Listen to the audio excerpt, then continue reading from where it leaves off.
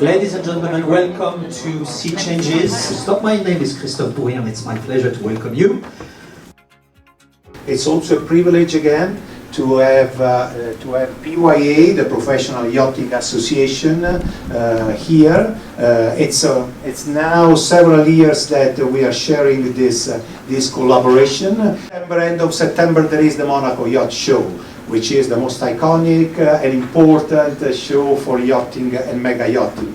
But because it's consolidating a cooperation between the IHO and the PYA. And a great conference and a very fruitful discussions on the ocean and on how the world of yachting can contribute to what we have just said in favor of the ocean. Thank you very much. If you want to join this group, here's a QR code for the Telegram group and an email address where you can reach us. I'm actually going to start off talking about the Super Yacht Alliance, which is really about the need to collaborate better as our industry grows. The growth of this industry is bringing more and more responsibility on us as individuals working in it, on your businesses, on the growth of the industry as well comes client expectations. So we have, I think, a big responsibility to start looking at how we can better work together, how we can have a better impact of the workforce that we represent, and the very people that come into this industry are the ones that are bringing life to it. We're finding that due to the size of the industry, there's maybe some unprofessional practices going on with qualifications of professionals.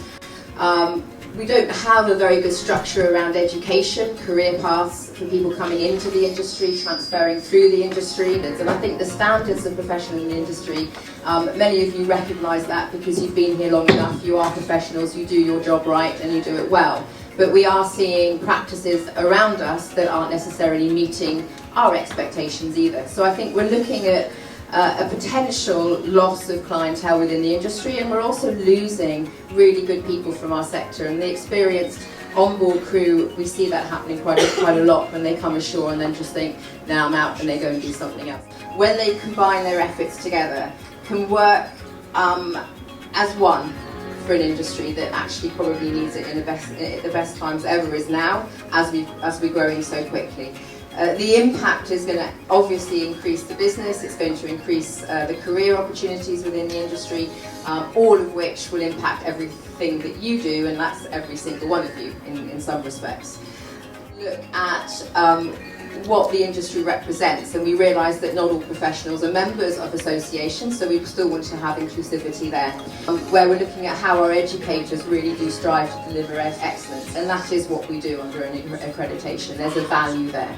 We just want to learn from each other, and we want to face the challenges together, and we'd rather do that from the industry, inside the industry, rather than waiting for anybody outside the industry to start telling us what to do, and driven towards professionalising and standardising our industry for the better good. Is to promote and self-regulate professionalism throughout the super yacht sector. Serve as a platform to unify activities, align existing initiatives and drive innovation. John, do you want to add anything? As there is so much changing, and it's changing at an incredible speed. Now it has rather a lot of cash in the bank, and I'm hoping to get that organisation to build a digital platform to actually provide a digital connectivity between the members of the Super Yacht Alliance. Part of that will involve yacht crew, because the training record book, to completely overhaul the MCA training record book, obviously the MCA part of the group, could be, if we get it right, hosted on this platform, and it will be filled in using your iPhone or your iPad. It will mean that instead of signing off tasks, crew will go to junior crew will go to senior crew, actually upload evidence that you've achieved the competency. So will actually facilitate and promote real training on board, which I think is something that is lacking in the industry. And because it's all part of the alliance, the super yacht builders, the people that operate the yachts in terms of MEBA, the people that supply the yachts in terms of ICOMIA, they can all have an input into the way that into the work of the Alliance and into the way things are done. So it's a very exciting time. Earlier, basically, we are looking at an industry that's growing to the point where we've got a lot of training schools popping up that are not accredited, and there's confusion. And I think there was an article that the PYA and the Italian Yacht Masters put out not long ago about there being a lot of falsified COCs and certificates out in the industry at the moment. So I really wanted to just have a chat about, for recruitment companies, pay attention to accredited training. There's a value in that. There's a value in not just through audits and monitoring of standards. There's a value of consistent with a large number of group individuals that you would have heard of, from Seize the Mind, Changing Tack, Raising the Bar and others. They have been incredibly helpful to create something that is very yacht specific, and we urge crew from all departments and recruitment and HR. We've started the register now under the Super Yacht Alliance of registering professional owner representatives. More information, ask me about it, but we're now going to start working on the refit side and project management side. Really keen to get, again, professional qualifications in place for the ship-to-shore transition, which is really part of what our biggest aim is here with IAMI-GUEST.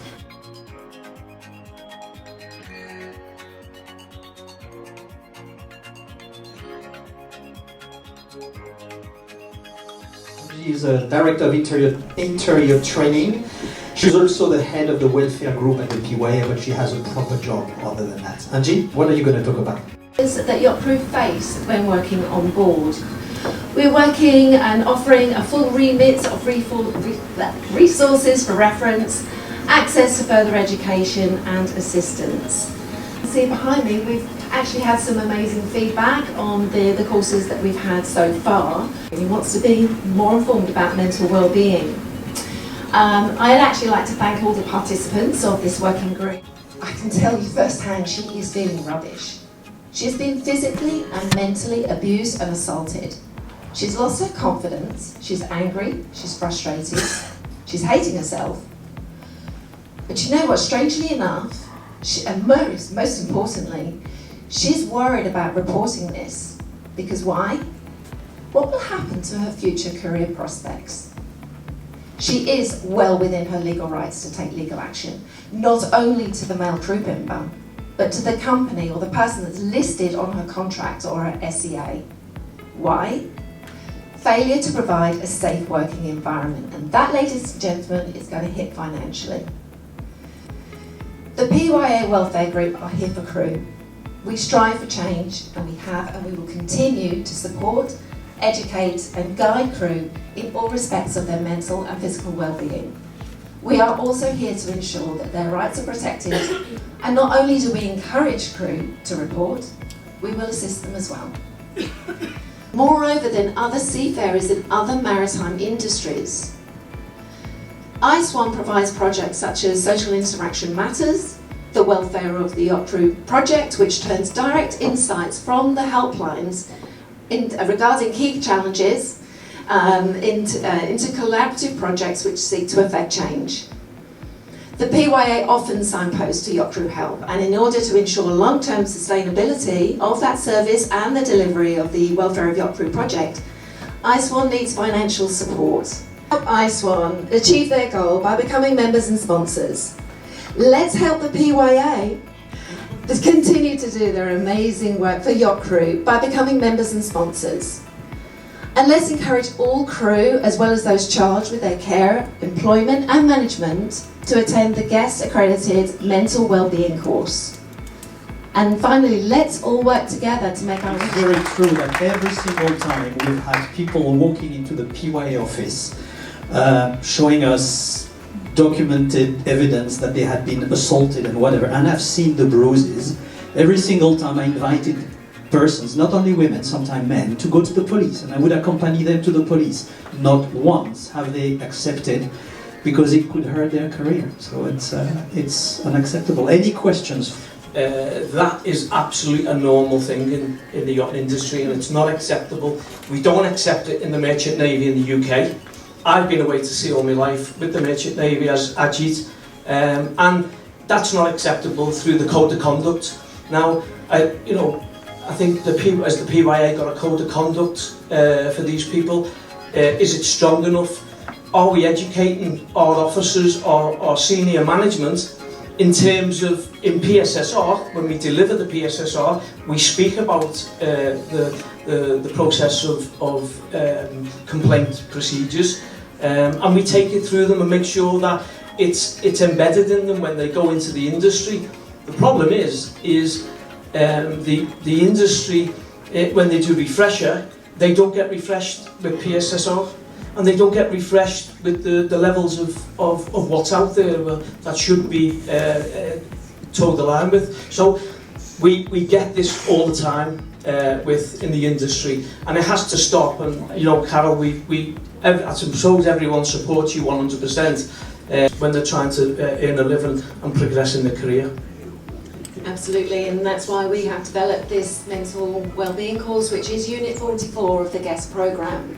And just to pop out there, because we all throw around, oh, there needs to be leadership training, there needs to be this, there needs to be that. It's already here through the GUEST programme. So if you want any information on that, Joey is definitely the lady behind this one. To treat human beings when they're trying to earn a living and progress in their career. This mental wellbeing course, which is Unit 44 of the GUEST programme. And just to pop out there, because we all throw around, oh, there needs to be leadership training, there needs to be this, there needs to be that. It's already here through the GUEST programme. So if you want any information on that, Joey is definitely the lady behind this one. Last year, when I spoke, I focused on the Seafarer Modernization Program. Things have moved on from then. Then on the content of training, syllabus review, changing the ways of assessment, and obviously career pathways, which was an opportunity to transition to other maritime careers.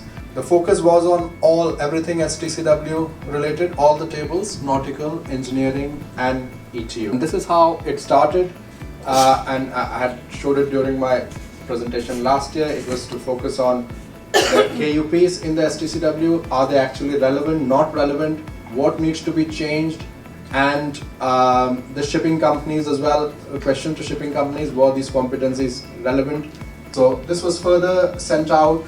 The initial template was the views from the group. Thereafter it was sent out for everybody, and we listened. Thereafter the syllabus was reformed, the syllabus was changed for the conventional courses, conventional vessel courses, STW courses, to include the changes that were suggested. New syllabus were given to the colleges. What we then did, we said we need to have consistency in the way the training is delivered and assessment. So then had to be an understanding from the colleges. We said we will do that through workshops, and we focused on having a fortnightly workshop for all engineering, deck and the ETO qualification. So sum it up, so that they understand the developments in technology and machinery, not a memory exercise just for the purpose of passing exam. More emphasis on modern technologies used on board, future technologies regards to batteries, cathodic protection, etc. 3D printing technology, software handling, and more important on emerging skills based on modern technology, inclusion of cyber security in training, including data science skills for efficient, safe operation.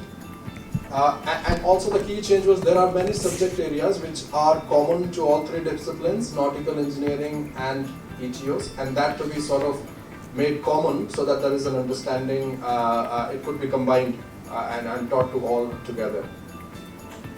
The key change would be the range of assessment used for qualification, moving away from pen on paper assessment to then have flexibility, be it in the form of exams, coursework, practical work, role play exercises, case studies, etc., and simulator-based exercises. Two parts, and it's regarding the electric and hybrid systems on board.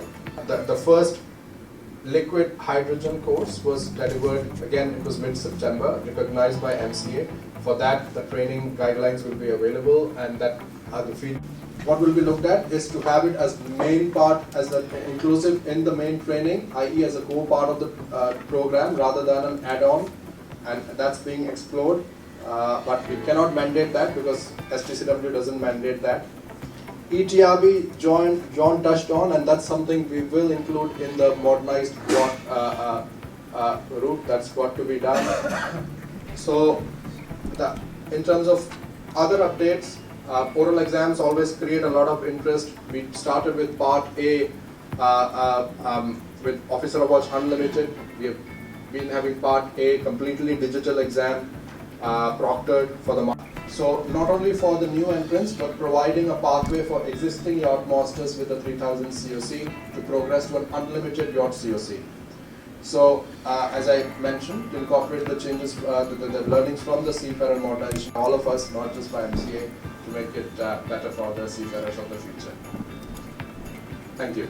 Good work there, indeed. So are there any questions for Ajit at this stage? Yes, please. If you could introduce yourself. I've actually got two questions.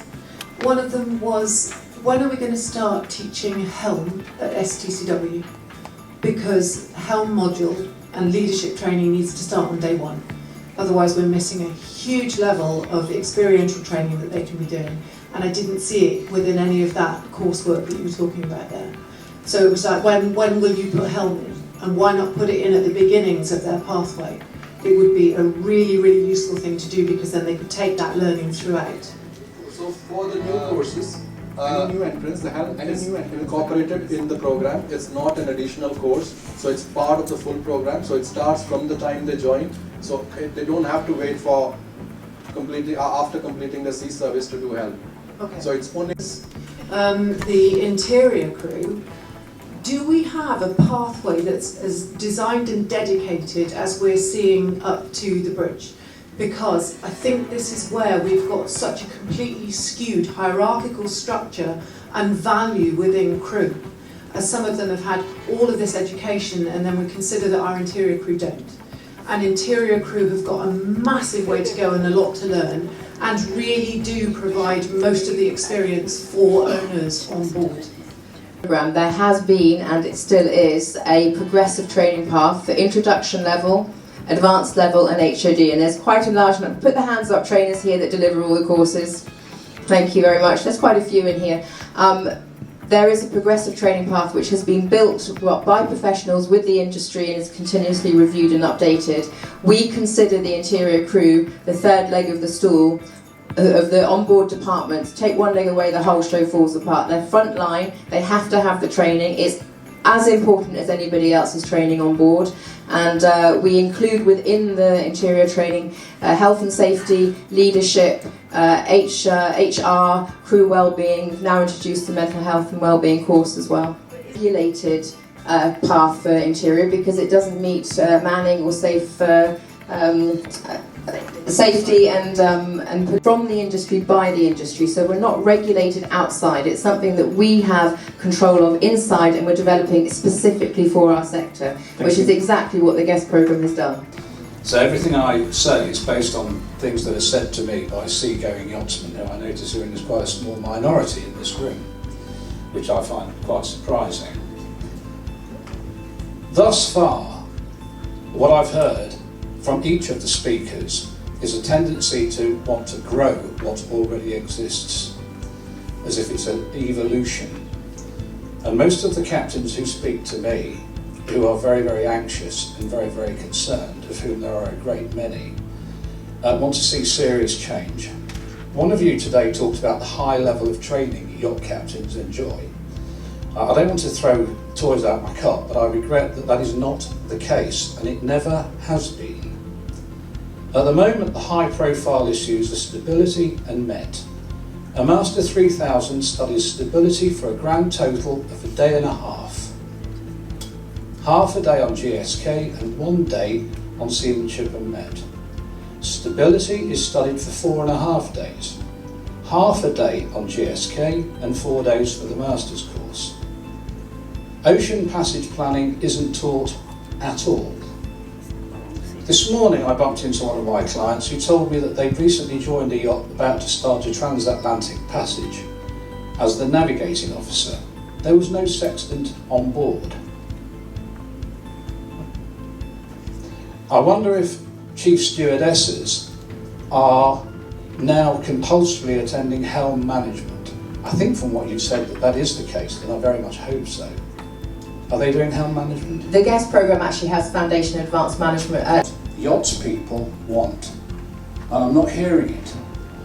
I'm not hearing the recognition that there is a very serious problem. And it Sean, that's actually the purpose of the Super Yacht Alliance. Sean, that's actually the purpose of the Super Yacht Alliance. It's to achieve exactly that changing culture.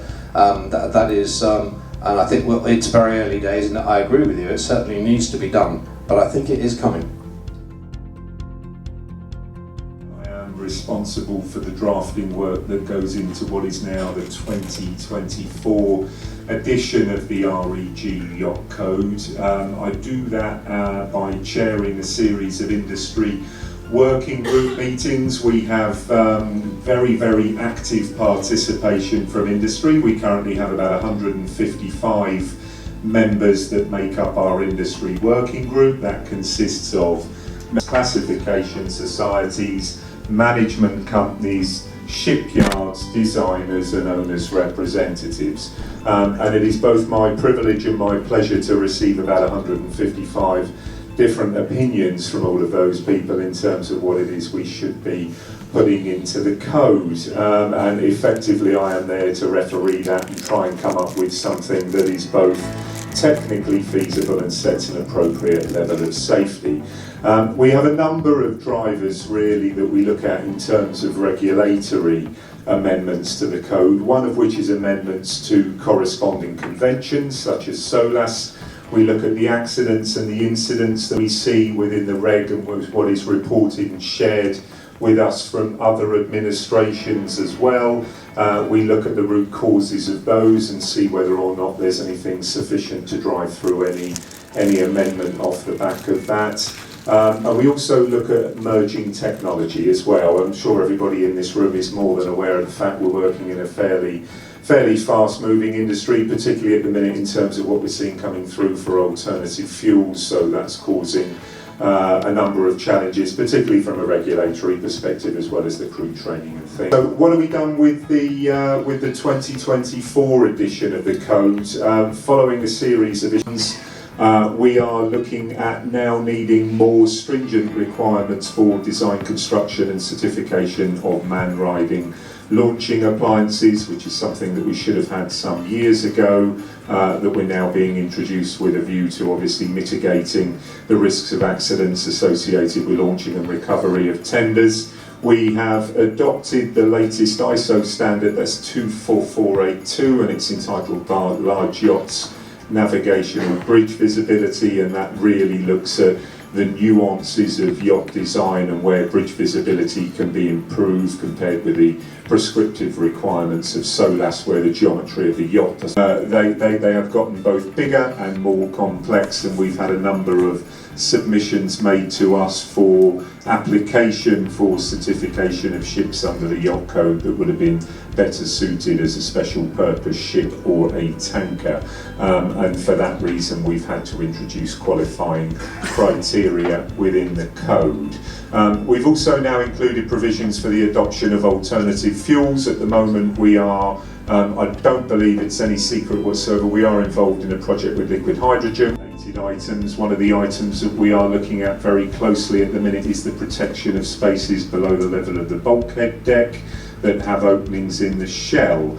Perhaps unsurprising, we've had a number of incidents related to those. So we are looking at design and construction of hinges. We're looking at improvements to provisions for emergency closure of such doors, and we're looking to safeguard essential systems to ensure that the yacht remains operational in a post-flooding incident. Is ensuring a sufficient level of residual stability in the swamp conditions such that the yacht is not at risk of capsizing while the door is closed, the space is evacuated, and then the yacht is brought operational again and is able to safely return to port. And as such, we have sought to introduce limiting drainage arrangements. Costa Concordia, the IMO decided to amend probabilistic damage survivability criteria for passenger ships, and we have now adopted that for passenger yachts, but only for those which are carrying more than 120 persons on board, for which we have a few. In addition to that as well, we've now adopted SOLAS amendments with respect to the provision of loading and stability instruments as well, but that's some detailed requirements as well for sub 500 GT boats, where we're looking at non-man riding arrangements for rescue boats, and we're doing that with a view to hopefully reducing the number of accidents that we have seen over the years in relation, which we should have done a long time ago. We've included requirements to silence the AV system as well, because lo and behold we found that during periodical surveys you can't hear the fire detection system, the public address system or the general alarm system when the stereo is blaring away, so we've now had those automatically cut out in the event that any one of those systems is activated. Other than that, we've introduced some basic safety measures for external deck areas. Some fairly large battery installations now with hybrid yachts, and we also have the tenders and toys, so we've now simplified the regulation with that to harmonise with class rules, and we have something called MGN 681 that deals with the storage of sea-bobs and that kind of thing. So we are seeing lithium-ion battery fires from one year to the next, albeit they are limited. And sometimes those batteries have neither been on charge, neither have they been on load when the thermal runaway event has occurred. So it's something that is obviously identified as a clear risk within the code that we've hopefully now dealt with in an appropriate manner. Diving, we do have a number of clients now that are carrying very, very complex dive equipment on board, some of which is more akin to a commercial operation than a recreational operation. So as such, we've now included detailed requirements within the code for both air and nitrox for the storage of same and for air quality testing. We've included requirements for hyperbaric recompression chambers, surface systems supplied using nitrox, and storage arrangements for diving. Pick and choose. Good afternoon, my name's Steve Monk. It's Degama Maritime is the company, and it's a bit at Julian, but actually it's already for all of the panel, and it's a general observation. It's fantastic to hear there are the regulatory changes. It's great to hear that there are going to be these amendments. A lot of what you're tying together there fit in with what my colleague to the left was saying just now. We need the cultural change. What we need in this room, which I don't think we've got any, are any owners reps, management companies, because these are the people who need to be involved. If we are, fantastic, that's great, thank you. Then the other part that I think goes with this is a lot of what the three to the left, as we're viewing you, we're talking about our individual aspects, which will ultimately lead in towards the teamwork. What ties in with the regulatory and the amendments to the Yacht Code are, we are altering vessels. The crew are the people who man the vessels, which sounds like a stupid statement, but they're on during builds and refits on deadline dates, which will not be moved by owners because they're insisting on having their boat by a particular date. And the yards will run late, as exactly they spoke about yesterday at the ISS seminar up at the Fairmont. The point is, the crew are the ones being placed under the greater pressures to still get that boat out on time, but they are not being given time to learn how to use the boat. They are not being given time to do a workup. It will fail, and it's not their fault. They want to improve, they want to get better, and it's fantastic that you want to make this happen. But unless we start not only dedicating in how it comes together, as the first question was raised, in effect to standards, what are those standards? When a person goes through their training in a shoreside establishment, they walk out having met the minimum standard with that certificate. When they pass an oral examination, they have met the minimum standard. They are not a super duper second, chief or captain. That comes with the experience. You have to have on-board training. You've just mentioned as well, John, that junior personnel will go to the senior personnel to be signed off. Who says the senior person is qualified? We deal with navigation support to boats, and I have taken numerous phone calls and emails from a boat or boats crossing the Atlantic who suddenly say the charts are not on the ECDIS. They didn't even download them. How is that acceptable that they aren't even meeting the minimum standards? The management companies are not pursuing this properly. So we have to build the teamwork. It's not the individual. It is that we should all be working together on these points, but we have to then get into the onboard training of bringing that crew together and enforcing that they must do a work-up period. They must be given the opportunity and trained by specialists who go on board. I don't care who does it, as long as it's a set high standard, which must be enforced and backed up by management and flags. Thank you. Would an owner ask his airplane? That's precisely why we need the alliance, Steve, and why you need to be involved. And well said, Steve, I'd like to add. Yeah, no, it's very true. Very true. Thank you. Thanking our panel for this first session. Thank you very much to you all. Thank you.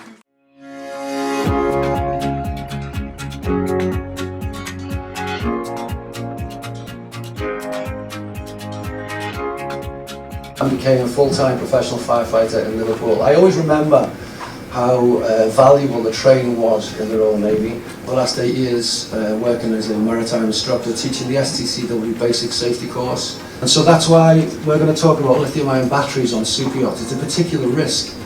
They're so abundant on yachts now. We have flight boards, sea-bobs, laptops, e-cigarettes. Yeah, the prevalence of these devices on yachts is dramatic from years ago, and they're extremely difficult to get out. Thermal runaway is one problem we have with these batteries. Mechanical damage, manufacturing defects, storing them incorrectly in hot places also. Sometimes people just are not aware. It's a huge risk on yachts. Someone's left something in their pocket in the laundrette, it's gone through the washing machine fine, and then it's gone in the tumble dryer.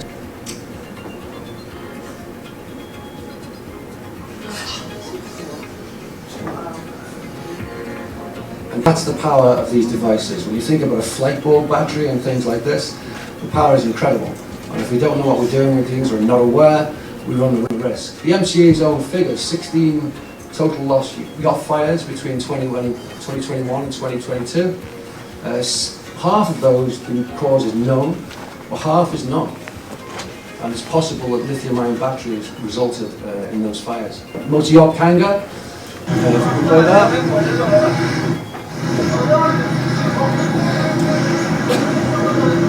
First officer on the bridge, alarm activates, goes down to the garage, opens the door, total catastrophe. Not possible to fight the fire. They managed to abandon ship without any loss of life. Multi-yacht lady MM, which forced the crew and guests to abandon ship in one of the tenders. Forced Chesapeake return, they were still en route to the vessel when the crew contacted them and informed them they had abandoned ship. It's reported that 18 people on board. So prevention is our biggest key as a professional firefighter. That's always our main tactic, prevention and awareness. Understanding lithium-ion batteries, training for the crew. There's no specific training right now. It's covered under Class D fires on the basic safety course. Unfortunately, it doesn't really concentrate and give us an awareness as we should be. We have to be able to recognise damaged batteries and the warning signals, heat, smoke, fluids leaking, this kind of thing. Anticipate the fire risks and the spaces that this may occur in. Recognising lithium-ion fires and how to handle them. Handling them is very tricky. On the refresher course, when I ask who's got something to deal with these fires, no one has. Very few people have anything to deal with these fires. By raising awareness, we hope that will change. There's agents, captains, and there's some of them, ETOs, auditors, trainers and yacht insurers, the people who are paying for a lot of this, to directly address questions and create awareness of current and emerging safety concerns and risks to crew on super yachts and maintain a proactive approach. The email address for the onboard safety group is on the board. I advise anyone to become involved in that and share our experience with them. So, as a group, we decided to be proactive, and with industry experts, myself and others, we've developed an online course, not just online, where anyone in this room can find information on what to do and what not to do now. Do you know of any? It's kind of desperate, that's the problem. That's why we have the onboard safety group, a place where you can get more technical knowledge and ask those questions in one central place. Otherwise, you're going to different locations to try and find it. Okay, thank you for that. Keep the microphone. Any question, Tom? Is the Versec course free? Is the online course free? Absolutely not.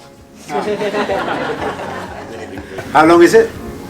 It depends on what level. There's an entry level and it goes up. 3-4 hours online. 3-4 hours online. Okay. All right. Thank you. Well worth it though to give it an awareness of people.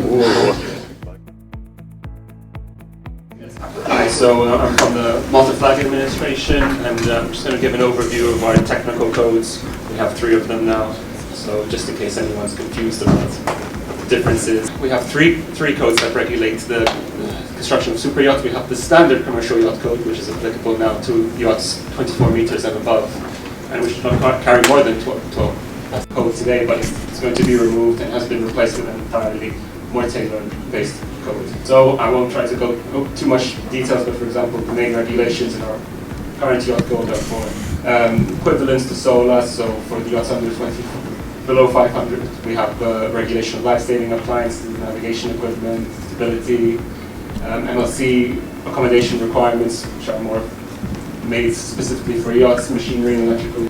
So in 2021 we launched our passenger yacht code. So like I said, this is for yachts carrying 13 or more, up to 36, less than 200 persons, international navigation. And this code, it's a bit different to our commercial yacht code. It's just essentially lists a set of equivalencies to allow the construction of such vessels. We've also notified the IMO about this code, and they find it on their online database, Jesus. So just a very brief overview of how the passenger yacht code works. Essentially, the vessel actually has to be built as a SOLAS passenger ship, and be certified by the recognized organizations, so our classification societies. These will get their passenger ship experts to survey the vessel. Now, the topic. There's also, for example, equivalencies for safe return to port, which is a bit challenging for certain size yachts. But more specifically, what better need to cover the industry for these type of vessels. So, next slides, I'll just give an overview of how the code works. Essentially, the yacht needs to be certified to the EU Recreational Craft Directive. This is the very basic requirement. And then on top of that, we have the additional rules from our commercial yacht code. So rules like life-saving appliances, survey and certification, manning, navigational equipment, fire protection, detection and extinction. Reasons that's why our clients find attractive with our codes. Well, we try to be as flexible as possible. Our code specifies rules, but we're also open to consideration for alternative or equivalent arrangements. Many of these over the years actually end up getting integrated in the new revisions of the code. So there's a possibility to change quickly registration from commercial to pleasure yacht registration. And we also allow for yachts coming from other flags to have an interim certification period until they finish the survey. Then master of yachts less than 500, chief mate less than 3,000 GT, and then the master of yachts less than 3,000 GT.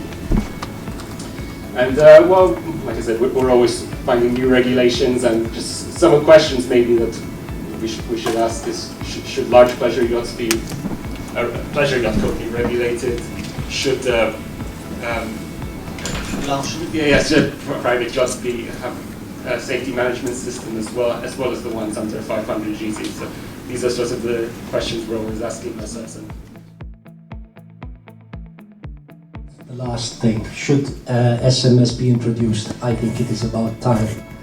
I'm not talking about ISM, and I'm just talking, it is desperately needed. Okay? Yes, just a statement. Thank you. Thank you. Possibility of Transport Malta working with the Red Ensign Group to achieve a harmonised code rather than having multiple codes. It's actually in the early stages of being done at the IMO. So the IMO are actually looking into developing a code for yachts. It's in the early stages, but I think one day the plan is probably to scrap our code and it'll be just the IMO's code. It's an engineering. Is there a plan now, a timeline for these new licenses to come out? At the moment, we don't offer yacht-specific engineering, but there's the unlimited. I did not mention them because those are just the standard merchant navy equipment. So yes, those we do offer, of course.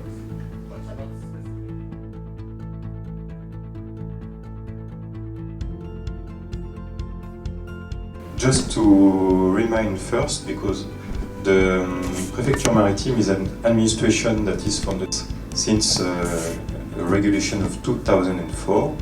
that was changed in a national juridical framework.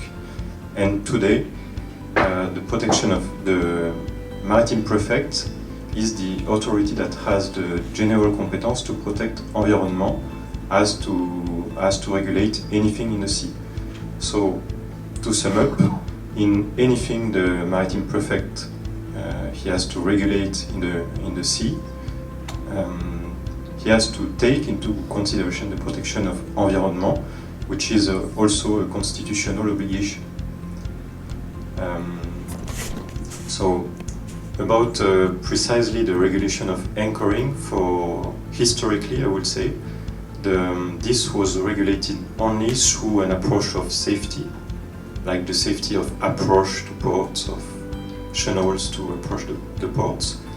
And recently, we took more into consideration the protection of environment, and especially the seagrass, which is the Posidonia herb, very important in the Mediterranean.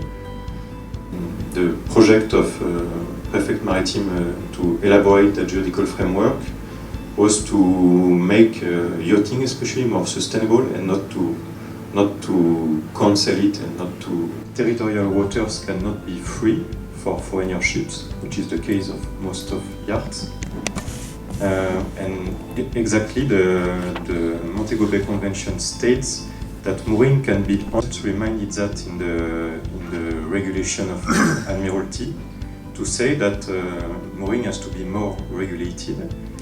So that regulation of 2019 was the base of what people call today the red line, which is in fact a kind of an application of the main regulation into 16 regulations that are all around the French Mediterranean, including, of course, all the French Riviera, where the herb is everywhere, out of basically the part which is between the Port Vauban in Antibes and the Port of Nice, which is the only part of French Riviera without the seagrass.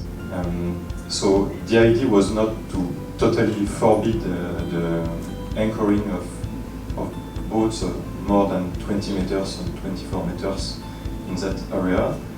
The idea was also to have more like ecological moorings in that area. So despite it's quite slow, we have today some supply of buoys of that kind. We have like only 10 in the French Riviera, which is not a lot, but we will have soon much more around Pamplona, which is quite a spot important for yachting. And we have already some also in the southeast of Corsica. So we know that it's not enough, but we try to develop that maximum, which is... I mean, this is France, if I may say so, if I may interrupt. You know, the buoy floating, it's the competency of the Prefect Maritime. The anchor at the bottom, it's the Prefect of the land. And I'm wondering about the actual chain in between. Anyway, carry on. But it's not his fault. What I wish to say is that despite it is slow, we are going forwards, like I think especially about Pamplona, where there should be, for the next season, all the buoys we are working on since many years. In that framework, there is also a specific framework for the yachts of more than 80 meters, because they have to be authorized by the Maritime Rescue Center, which is giving the authorization for the Maritime Prefect to moor anywhere authorization. And for example, between the longitude of Cannes and Antibes, those boats, they can move only in 2 specific areas. So it's another kind of regulation. And we also regulate for all kind of boats today the duration of anchoring.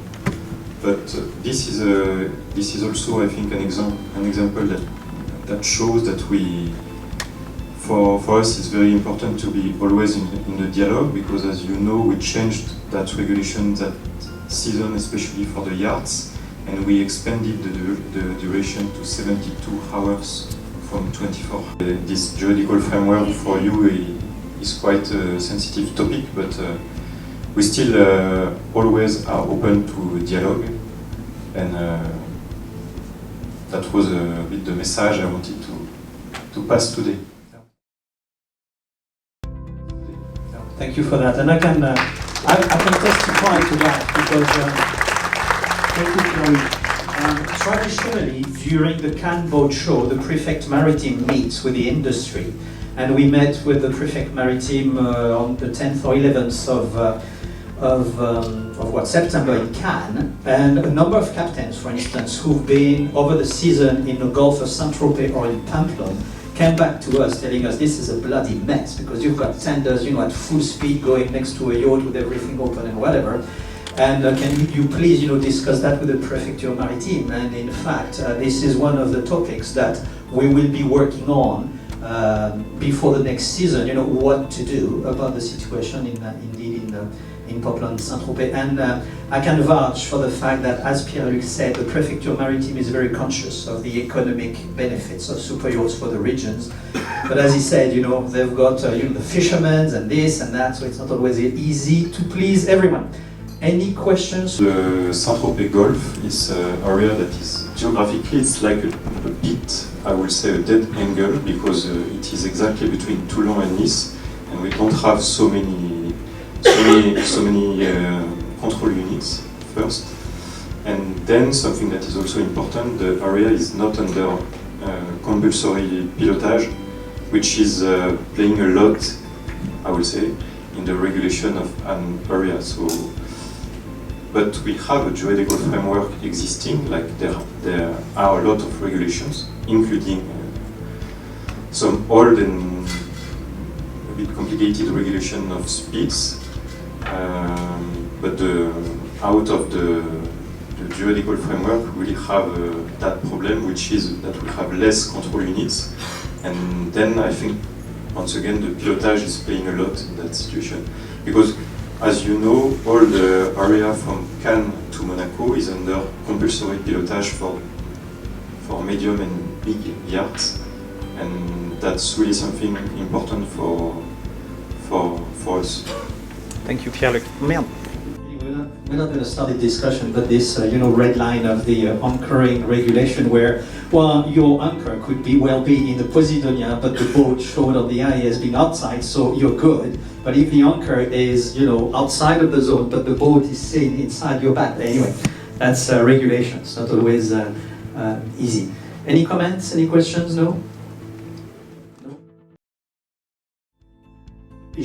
And I think we're going to have our friend Richard Falk from the Royal Yachting Association by video link. Richard, I can see you on the screen, on the monitor.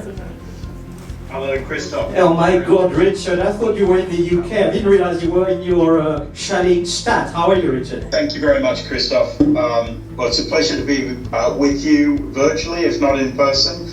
So firstly, I just wanted to touch on the Super Yacht Personal Watercraft Safety Scheme, which has been in place for many, many years now. And I'm pleased to say that scheme is stronger than ever. We've now got 440 yachts utilising that scheme, and it seems to be working extremely well.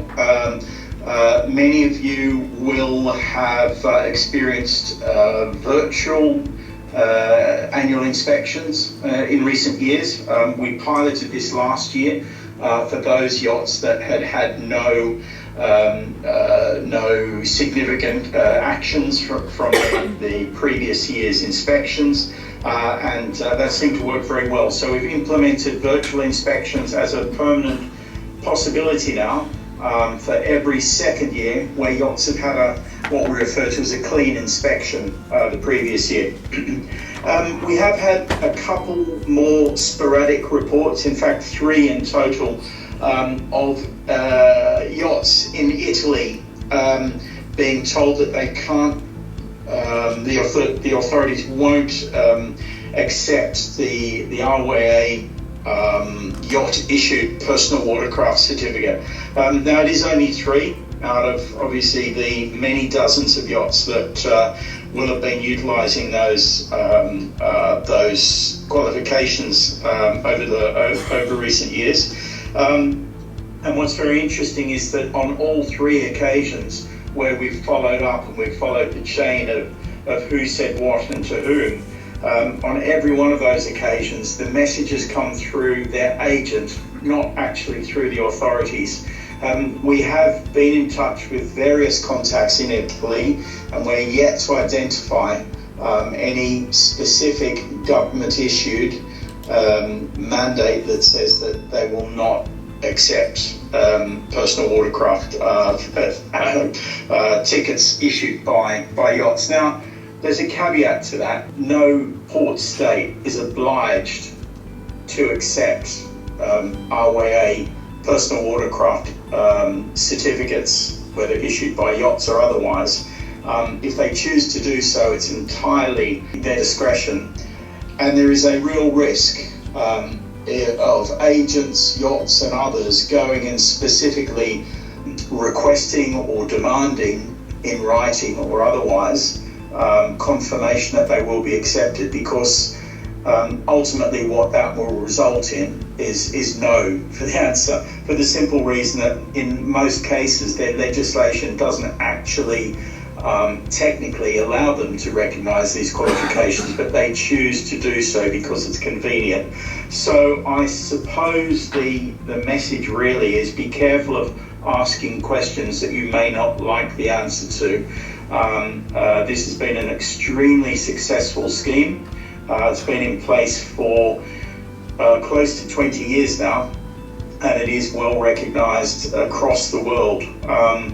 But if you have agents or others within the industry looking for written confirmation that things of this nature will be accepted, you really do run the risk of actually bringing the whole thing undone, because it doesn't fit within their legislation. It's something that's accepted as good practice, but doesn't necessarily have a place in law. So I'm sure all of you will be aware that the Yachtmaster scheme forms the first rung on the ladder for those wishing to progress within the superyacht sector through deck officer levels and on to MCA qualifications. Last year we celebrated our 50th anniversary of the RWA running the Yachtmaster scheme. We celebrating a couple of headlines with regards Yachtmaster and the scheme that underpins it. Firstly, the end of last year saw the 100,000th RWA Yachtmaster Certificate of Competence issued, 100,000 over the preceding 50 years. Secondly, just to highlight, there are actually 25,000 people currently working commercially on RWA Yachtmaster qualifications dotted all over the world. And then the third thing, just to highlight that there are around 3,500 Yachtmaster certificates of competence that are issued each year. And about 82% of those are to people who intend to go and work in the commercial sector. Now, obviously, some of those are in the superyacht sector, but equally they are in Border Force in the UK, they're in the renewable energy sector, they're in other government bodies, police, fire service, they are in sustainable fishing, they're in the small commercial charter vessel sector, they're in the workboat sector. So it's a very widely used qualification, and it continues to grow, which we're obviously delighted with. And then the third and final thing I wanted to touch on was just to update a little bit more on something I did mention when I saw many of you last year, and that is the continued shift towards electronic navigation in terms of what we're teaching within the RWA training schemes, and certainly what we're assessing at Yachtmaster exam. So we are in the process of updating the RWA navigation courses and their syllabus right through from basic right up to Yachtmaster level. And the materials for Day Skipper will be available to schools within the next 6 to 8 weeks. Higher level courses, so Yachtmaster Coastal and Offshore, will roll into next year. That's probably really the end of next year before the new materials for those will be available. What does all this mean? Well, I guess it's important to note that this is not a massive change in either the content or navigational techniques. It's more a change in the weighting of what we're teaching from traditional navigation and weighting it further towards electronic navigation. It's completely in line with the way we've seen MCA courses and assessment setting, and obviously is aligned with the news in recent years from hydrographic offices around the world of their intention to shift further towards digital charts and to move away from paper. So we're not abandoning paper, we'll still be teaching paper, but the weighting of paper-based navigation and traditional techniques will be reduced, and the weighting towards digital techniques will be increased. It's fair to say also that with tides, there'll be less time spent on manual calculations of heights and interpolation of rates, and far more time spent on finding and using other credible sources of tidal data, and in particular applying those to your passage planning. And the same with weather, so less time on definitions, more time on understanding where to source credible weather information, in many cases digitally, and how to apply that to your intended passage. So exam candidates will most certainly still need to understand and be confident in traditional navigational techniques and tides and weather, but far more emphasis will now be given to understanding and utilising the digital navigational resources. So I sum that up by saying less pedantry and more real-world contemporary practice. So your role in all of this, if you're supporting or mentoring any of your crew as they work towards REA Yachtmaster, it's really important that they're aware of this shift in emphasis as they move forward. It is a transition process. This will take several years to filter through instructors, through schools, through examiners, and it's, I guess, a gentle transition rather than a sudden jolt. But certainly if any of your crew have questions about this, they can direct them to the schools that they're undertaking their training with, or indeed through to my team in the REA training department. And that's it from me, Christophe. I'm certainly happy to answer questions if anyone has any. Thank you very much, Richard, and thank you, Shanna, for your input. On a very regular basis that there is always a shortage of getting Yachtmaster instructors. I'm just asking the question, are you aware of that? And if so, is the RYA going to address that? Richard, did you get that? Unfortunately, through COVID and Brexit, we had a double impact. So we lost around about 10% of our instructors and examiners, for that matter, as a direct result of COVID. What happened was those that would normally have retired or naturally transitioned to other industries did so. In addition to that, we have some of our examiners that might perhaps have looked to, and instructors that might perhaps have looked to retire in 3 or 4 or 5 years' time, simply bring forward their retirement because of the uncertainty caused by the pandemic. And in addition to that, we had some people that were forced financially to leave the sector because they couldn't work and therefore needed to look for alternate income. Too many yachts that frankly are not good enough. And I know this because yachtsmen and yachtswomen tell me. The fundamental problem is that yachts are not standardised at sea. My colleague here has made mention of this. Yacht captains of 30 years experience have never had their competence scrutinised at sea. This is unheard of. It needs to change, and if you don't recognise that, another accident is going to happen next week and the week after. So I just wanted to make sure that I'm a big fan of yachting. I'm a big fan of yachts people. I want to know who is going to step up to the plate and raise this standard. Is it policy? Is it the MCA? Which is where it should start.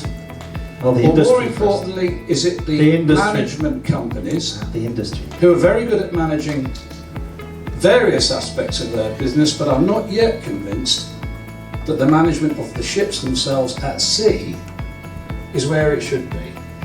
That is the point I wish to make. Yeah, I think we. I'll Thank shut you up for that. now. No, but I mean, we all agree with you, and me coming from the aviation industry, believe me, we agree with you. To tell you about our adventure on sustainability fuels that we started in 2004. My company is more than 130 years old. It was created in Monaco in 1896 and was delivering food for the horses of the palace. And then it moved on to fuels and charcoal and gas distributions in the area until I took off the company in 2004 and I started to transition out of fossil fuels all our clients. And because for us it's a very hard logistic to implement, but we do it already for our clients because we can do it. Thank you very much. Thank you. All the main engine makers, MTU, Volvo Penta, Caterpillar, Dutz, John Deere, they all have full agreement on our synthetic fuels. Thank you very much. Any questions? Hi Gregory. When you talk about the recycling of trash, the fuel, what type of trash are you recycling? 4 different kinds of trash. Linocellulosic, parts from the wood, or also your cotton. Is that plastic?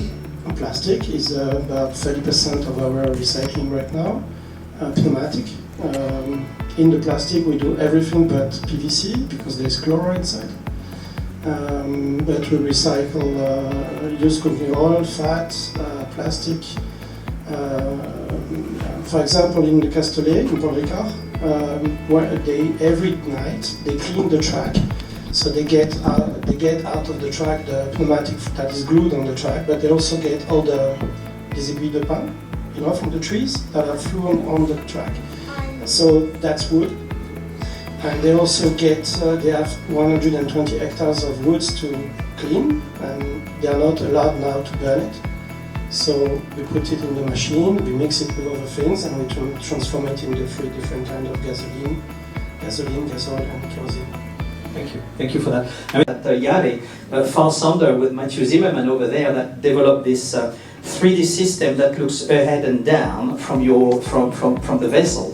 And I think he developed the idea because it had enough of hearing of all these whales being hit by boats. And nowadays, more and more ships are using the Far Sounder system, and it makes safety, economic, and environmental sense. So that's sustainable development. Tom, the question? I was just going to ask Gregory, is there any timescale for a change in the regulations for supplying synthetic fuel to yachts that you're aware of? This year, in January, we had a meeting with the Ministry of Fishermen in France because they wanted to implement 30% of synthetic fuels inside the fuels for the fishermen. But in the meetings, what we could feel is that they actually don't want it. It's hard to say, but they ask for it, but they don't care about it. At that time, the fishermen were on strike, so they were just switching, the discussion to something else. And but they don't like the marine because 50% of the volume in the marine industry has no tax.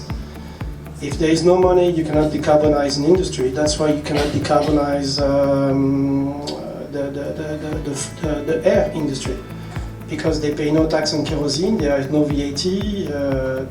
So when there is no money, there is no decarbonization. Thank you. Pierre-Luc, you would price of this. Okay, just for an example, in the 90s, McDonald's was paying for the people to pick up the oil. Now they are selling their used oil 3 times the price they buy their new oil. Just because the Europe puts incentive on the trash. And this was valid in the 90s, where the petrol was under the gasoil was under €1 at the station.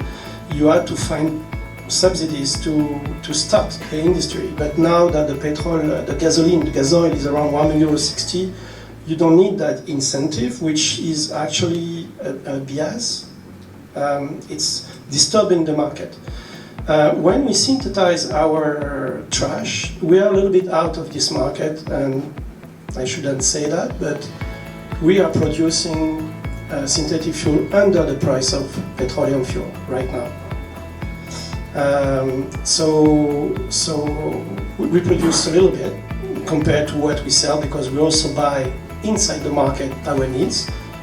We produce 10% of what we sell, so 90% we buy it to Eni in Venice, Repsol in Barcelona, and Neste in Rotterdam, which are the three main factories in Europe right now, and they are providing us with 90% of the needs for our clients, and only 10% we are making it. What I plan is not that what we make at low price will explode, because the king in that market is the guy that owns the trash. I don't own it.